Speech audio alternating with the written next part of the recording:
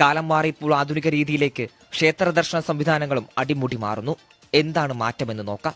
ക്ഷേത്രനടയുടെ വിവിധ ഭാഗങ്ങളിലായി 12 കൗണ്ടറുകൾ സ്ഥാപിക്കും.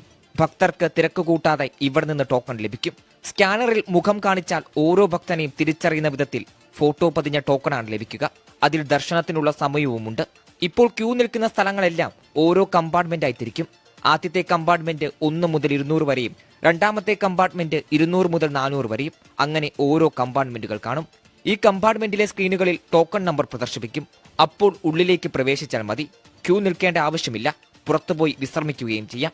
ഗുരുവായൂർ ക്ഷേത്രം നാൾക്ക് നാൾ പ്രശസ്തിയിൽ നിന്നും പ്രശസ്തിയിലേക്ക് പോയിക്കൊണ്ടിരിക്കുന്ന ഈ സാഹചര്യത്തിൽ ഗുരുവായൂർ ദേവസ്വം മാനേജ്മെൻറ്റ് കമ്മിറ്റി ഒരു ഹസൽ ഫ്രീ ദർശനം സാധ്യമാക്കുന്നതിനോടൊപ്പം ഫേസ് ആപ്പ് വഴി ഒരു പുതിയ രീതിയിലുള്ള ദർശനം സാധ്യമാക്കുന്നതിനെക്കുറിച്ച് കമ്മിറ്റി ചർച്ച ചെയ്യും. അതിലേക്ക് എക്സ്പ്രഷൻ ഓഫ് ഇൻട്രസ്റ്റ് വിളിക്കാൻ തീരുമാനിക്കുകയും ചെയ്തു. ഗുരുവായൂർ ദേവസ്വത്തിന്റെ ക്യൂ കോംപ്ലക്സ് പദ്ധതി വരുന്നതുവരെയുള്ള താൽക്കാലിക സംവിധാനമാണിത്.